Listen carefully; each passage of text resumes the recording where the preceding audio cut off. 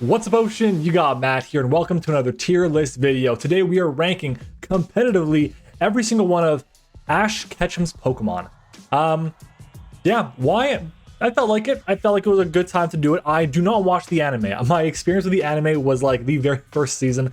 Before, I think the last few episodes I watched were like when he faced off against Lieutenant Surge, and that's really it. So I don't have much knowledge about it, but we are going to look at Ash's Pokemon he has had over his career as a 30-year-old Pokemon trainer, and we're going to see what we can do. As always, guys, make sure to leave a like on the video, comment your thoughts on the tier list down below, subscribe to the channel as we are on the way to 2,000 subscribers, and if you have any suggestions for tier lists in the future, let me know as well, and let me know how hyped you are for the release of Pokemon Scarlet and Violet. Let's go ahead and jump into it. And of course, guys, I should mention that this tier list is from a competitive standpoint, as I mentioned before, so we're going to talk about how good they are in all of the tiers: VGC, in Smogon, OU, UU, whatever, and of course in Draft League, which is my specialty. And we're going to see what we can do. So starting off with the first mon, it is going to be a Bayleaf, which is going to go smack dab into the D tier. It is not a good Pokemon. Neither is the Boldore.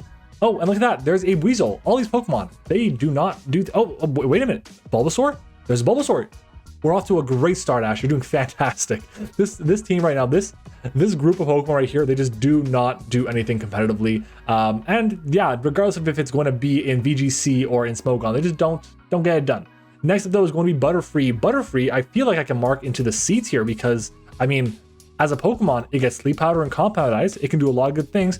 It gets Rage Powder, I believe, for VGC. I gotta double check on that, but I'm pretty sure it does. At the end of the day, what Butterfree does is it gets Quiver Dances up and it gets Hurricanes, and that's pretty cool. It's good enough for a C tier, I think. Whereas like D tier is like completely useless. So yeah, moving on is gonna be Charizard.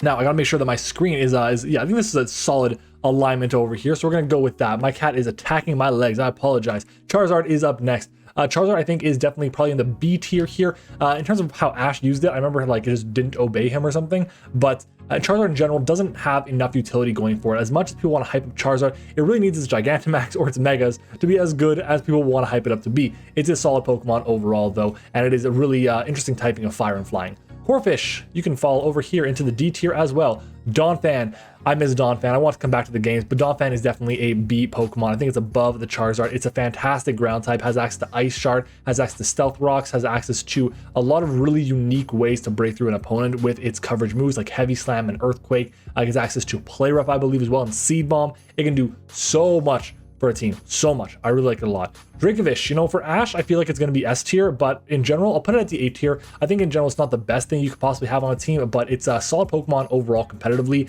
In a doubles format, I feel like Water Absorb might be better than Strongjaw. I just don't think it's as good in the VGC format, from what I understand. As I got a cat here in my eye for my cat jumping up and attacking me. Damn.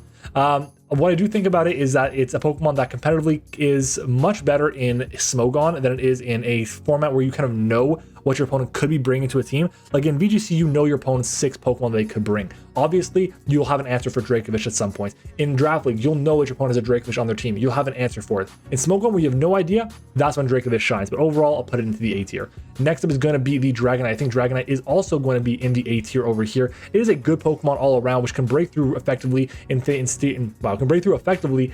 a Dragon Dance set, and with a Pokemon that has as much bulk as this Pokemon does. Unless you have an Ice type, you're gonna have a hard time breaking through Dragonites defensively as well, because it gets Roost and it gets Wish as well. No, does it get Wish? I don't think it does. I think Salmon's the one with Wish. My bad. Either way, it's a solid Pokemon overall. I don't really know what it would do in a doubles format. I feel like in doubles, what it would like to do is go for like Hurricanes, and Special Dragonite would be a lot better in my mind. But I think that Dragonite just has not enough utility in doubles for me to be able, not enough utility for doubles rather. But correct me if I'm wrong, VGC is not my specialty, but I'm here to learn as well. So let me know what you guys think about Dragonite down in the comments below. Next up is Gengar. Gengar, in my mind, is the best Pokemon that Ash has as of this moment in time. It is just a fantastic Pokemon. I believe from what I saw in the Wikipedia article, he has a Gigantamax Gengar, which is going to be S tier straight away. But either way, it is a very cool Pokemon nonetheless, having the ability to break open teams with its powerful Ghost and Poison type attacks. It is one of the best Pokemon in all of Generation 1, and one of the best Pokemon, in my mind, that Ash has so far. Gible, if you were a Garchomp, you'd be straight to S tier, but you're not. Next up is Glalie. You can go to C tier over here. Gliscor, first S tier Pokemon. Reason why Gliscor is S tier Pokemon is not actually because of VGC.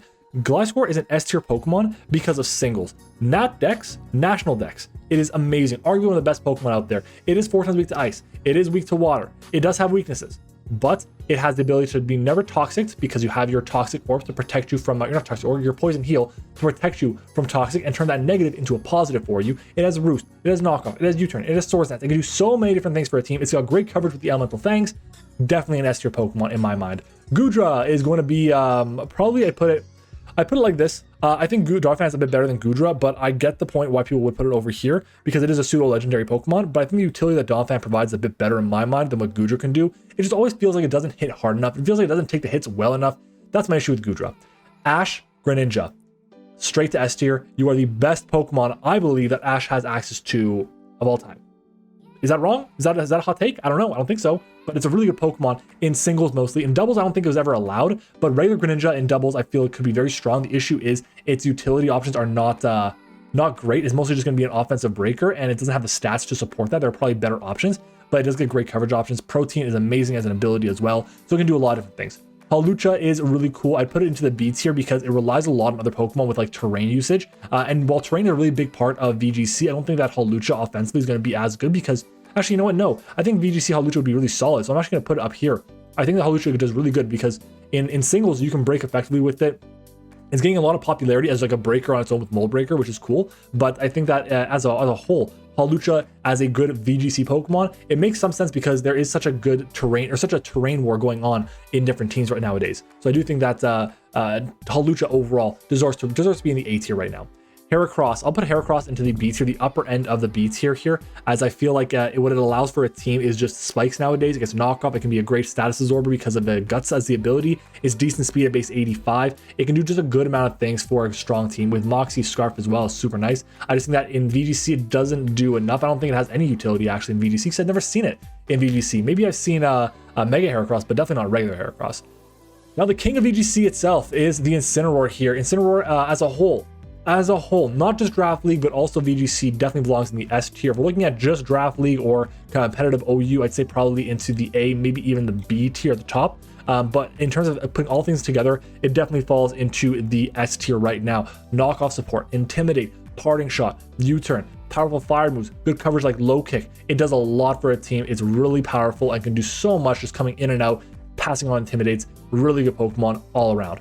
Infernape. As a general rule, I think that there wouldn't be too many fire types on the same team. I think a team would rather have Incineroar than have Infernape. So because of that, I'll put Infernape into the A tier because VGC, you would not have multiple. Same thing with singles. And I think as an offensive Pokemon, it just breaks really well. It's got really decent speed at 104, I believe it is. Its attacks in my mind, if I remember correctly, wow. Something over my words today. If my memory serves me correct, his attack stats are 108, which is good for a mixed Pokemon. It gets priority access in Vacuum Wave and Mach Punch, and it's got decent coverage all around as well. It can do a good amount of things for a team. I like Infernape a lot. I think it's definitely one of the better Pokemon on this list.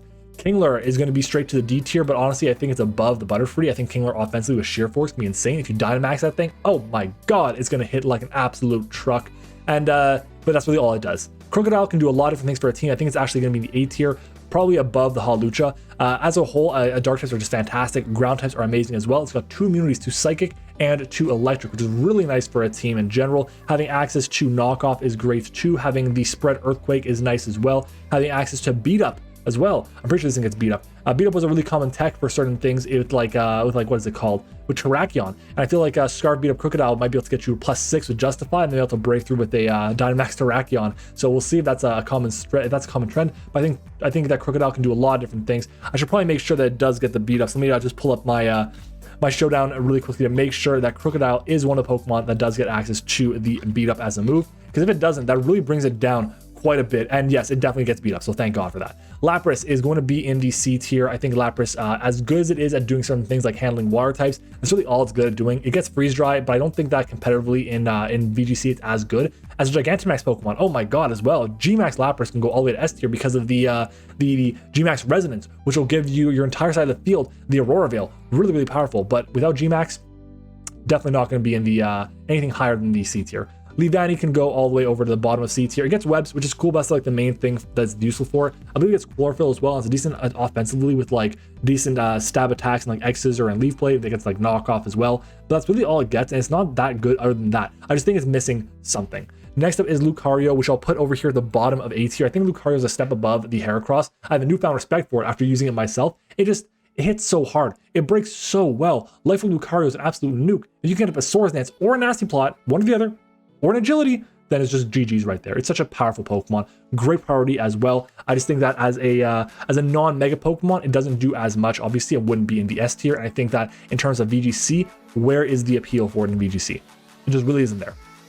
Lycanroc Dusk. I have not seen Lycanroc Dusk in VGC, but I've seen a lot in singles. And I think Lycanroc Dusk has an argument to be like over here. Yes, there is a Dracovish there. I put this above, but having the ability to get priority of Cell Rock, having access to the contact moves that are going to be boosting your attack, what is it called? Tough Claws is the ability. Really nice. Its coverage is fantastic. Fairy moves, fighting moves, psychic moves, drill run as well, rock moves of course. Really strong overall. Fantastic Pokemon. Gets up a Swords Dance, it can just win the game, and it's got great speed on top of that too. I like the Pokemon a lot. Next up is the Melmetal. Again, Melmetal, I believe, if I'm not mistaken, Melmetal just got recently released for VGC. I feel like that's correct. But either way, I think Melmetal as a whole probably goes like this. It's a solid Pokemon in terms of what it does in singles. I think it's outclassed by a lot of other Steel types. But like, what other Steel type does Ash have on his, well, history? There's Lucario. I'm looking at the Pokemon that haven't been sent out yet, and there's no Steel type there unless I'm blind. And there's no other Steel type on this list right now other than that Lucario like I mentioned before. So yeah, Ash desperately needs a Steel type on his team. And I think having this one here is solid enough. It gets the job done. It gets the job done. Moving on, we're going to see the Mr. Mime, which this is not Unites. This is not the annoying ass Mr. Mime in Pokemon Unites, but we're going to put it over here at the bottom of D tier, C tier. Honestly, I kind of want to put it over here in D tier. Its typing is cool. It's the same typing as Tapu Lele, but it's a Mr. Mime. Come on, it's not that good. It's not all that. Next up is going to be the Muck. I think Muck actually has some utility in the C tier because it is a bulky poison type that is grounded, so you can absorb toxic spikes if it is singles. If it's doubles, I don't know what this Pokemon does in doubles. I'll be honest. Why would you choose Muck over Alolan Muck, over any type of other poison type in doubles? Can't see it. Can't see it. That's why it's down over here in the S tier. In the C tier, excuse me, not S tier. No way. Next up is Naganadel. I'm going to put it over here in the S tier because Naganadel is a broken Pokemon. It gets Nasty Plot and can boost its speed with Beast Boost. It's the ability to break through Pokemon that are going to be the only answers to it. Steel types are the best answer to this Pokemon. Oh, and it gets Fire Blast and Flamethrower.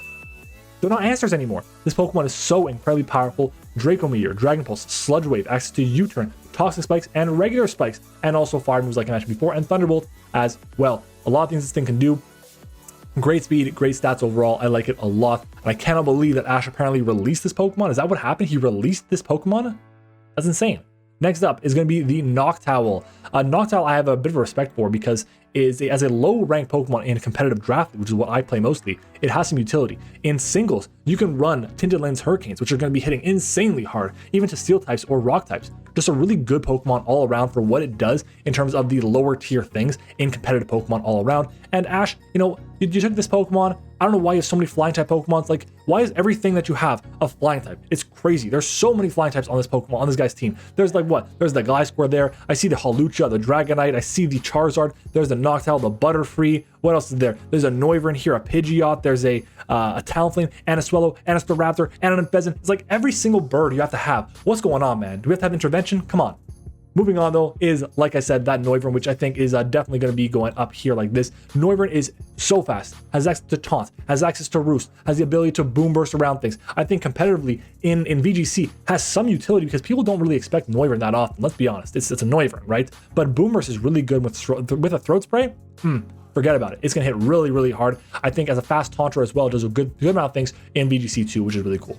Next up, we got a baby Pokemon in Oshawott over here, which is absolutely adorable. And you'd think that would be my mascot, considering my name is MattOshea, and Oshawott are very similar, but it's not. Next up is going to be Palpitoad, which I'm going to put actually over here. I think Palpitoad, as a ground type, as a Pokemon that gets water absorb, is really niche in singles specifically. I don't think in doubles it puts as much work in it because obviously you have Seismitoad and you can have as many Pokemon as you want on your team basically compared to in draft league or competitive Pokemon. Maybe it's like, or competitive singles Pokemon, maybe it's much more like I have this one Pokemon and that's really it. That fills this role. Next up is Pidgeot. Pidgeot's going to go over here. I think it's actually, let's put it like this. I think Pidgeot actually doesn't do much for it if it's a singles metagame. If it's doubles metagame, I don't think it does much either. I do think if it's a Mega Pidgeot, it can do obviously a lot more because it has no guard, it's a bit faster. But regular Pidgeot, it does not hit the mark in either format. Pignite, same deal, does not hit the mark anywhere at all. Pikachu, I'll give Pikachu some respect because it has access to the Light Ball. Light Ball can do a lot of work. It does get Surf as well. It does get access to really crazy coverage moves, which is insane because it is the mascot of the league, or the mascot of the franchise is what I want to say. Just a solid Pokemon for the tier that it would be in, which is a very low tier in singles, a very low ranking in competitive draft league, and in doubles, I don't see why anyone would run Pikachu unless they want like a Lightning Rod specifically. And I think there are better Lightning Rod users than Pikachu. Next up is Primate. Primate gets Defiant, which is really nice. It's a very interesting Pokemon. It gets U-turn as a fighting type. There are not many that get that, which is really cool. And having the ability to break through a lot of Pokemon like that is nice. But with Defiant, that's the main draw to it. Your opponent can't defog with Primate potentially coming in because then you can be +2 Primate and get it really hit hard, which is good. I don't think it has a use in the doubles metagame, but overall, I think it has a lot of utility in singles as a very inexpensive fighting type or a very niche RU or UU, not UU, RU or NU Pokemon in competitive Pokemon. Next up is Quilava, same deal as the other NFEs. It just does not do enough for a team. Rowlets, you can go all the way to the bottom over here, even though you're cute. Sceptile, Mega Sceptile, yeah, pop it up over here to S tier because it has access to Lightning Rod, but no, it doesn't get Lightning Rod this one. This is just Unburden or Overgrow. So we're going to put it all the way down here in the B tier. I think actually it has a bit of a case to be better than the Primate, but not better than the Charizard.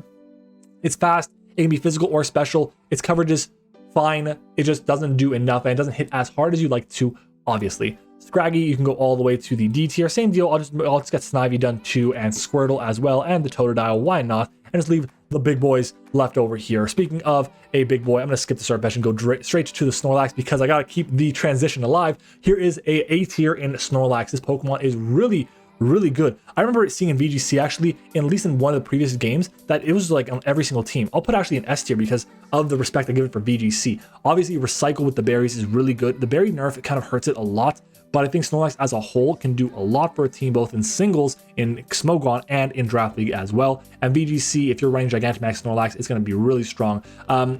Maybe I'm overestimating Snorlax a bit for VGC because of the berry nerf, and because that, I'll actually put it into the A tier for now. Next up is going to be the Surfetched. Surfetched I'll put over here in the B tier. It does get Defiant as well, which is cool. It does get access to defog. It does get access to really great coverage. Most of the time you're running the leak on it to get a lot of crits, but why on earth would you run this in VGC? Why? I don't think anyone would. So I'm not going to put it any higher than that because of the VGC side of it as well. Staraptor.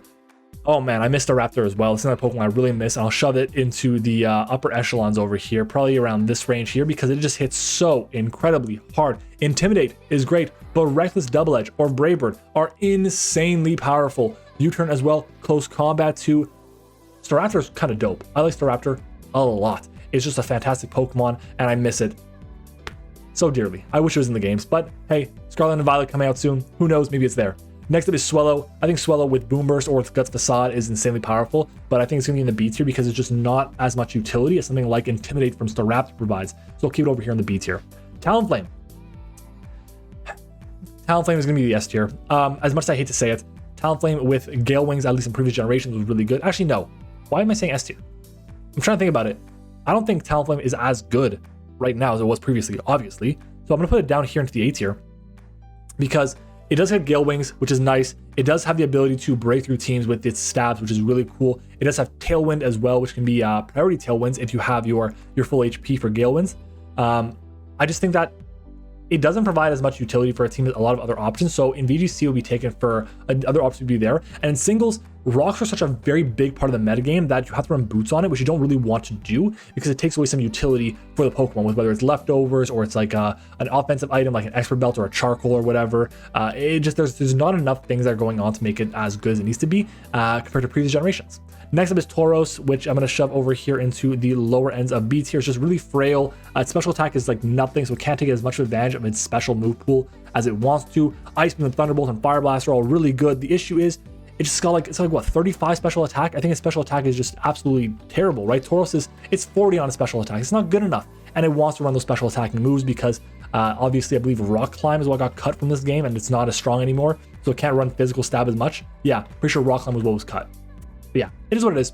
Torkoal as a Sunsetter, it's really solid, but overall, I'm going to put it to the end of B tier. The very end, probably possibly into C tier, but I'm going to put it into the B tier because Torkoal as a whole, it does get access to Shell Smash. Torkoal does also get access to rocks, and it does get Rapid Spin too, which is really nice. And setting up the Sun for a team in BGC could be nice, which I forgot about. So I'm gonna put it into the A tier because it does get access to Sun setting up moves. It can set up Sun for Pokemon, and Chlorophyll in BGC could be very dangerous. Weather Wars in BGC could be very strong. Next up is Torterra. Torterra can go into the C tier. I think Torterra is bulky, but it's slow as molasses. Its typing is not the best. It obviously does get access to an immunity in electric, which is nice. It does have some resist, which is cool, but I think the ground and the grass types don't pair well enough together. That's why it's gonna be down here in the C tier. And the final Pokemon is going to be the terrible Unpheasant, which I actually used a pit of in VGC and did decently well with it, kind of. It's a weird video to check out. I might link it if it's still public. Either way, Unpheasant just, it's got like Hypnosis, it's got Tailwind. That's like really it though. It doesn't do much. It's got like Super Luck. It's like the worst starting bird. It like, well, I say that, but then Pidgeot's lower. Pidgeot got a Mega at least. I'll put it below. Like, I think that Unpheasant does not do enough at all. And that's like the theme here. Ash's teams are just so wonky. Like, they don't do enough to like make everything work. I don't like the Pokemon he's chosen. There's some Pokemon that are like, wow, he actually got a Naganadel. That's crazy. He has a lot of really good Gen 1 Pokemon, a lot of Pokemon that are really good in the newer generations, but like in terms of like the middle of the pack, like Gen 3, 4, there's not much. Like, yeah, there's a what is this thing called? A Staraptor. Yeah, there's a Lucario and an Infernape and a Torkoal, but like everything else is really other generations. So yeah, I don't know. What are your thoughts on this team here, on Ash's Pokemon, and on this tier list as well? I want to know. Let me know down below as well. Make sure to comment down below as well if you have any suggestions for future tier lists, or if I made a mistake anywhere. I would love to hear it, and give me suggestions. Like I said, future tier lists, always appreciate it. Leave a like on the video. Help us get to 2,000 subscribers by subscribing to the channel, and I will see you guys all next time.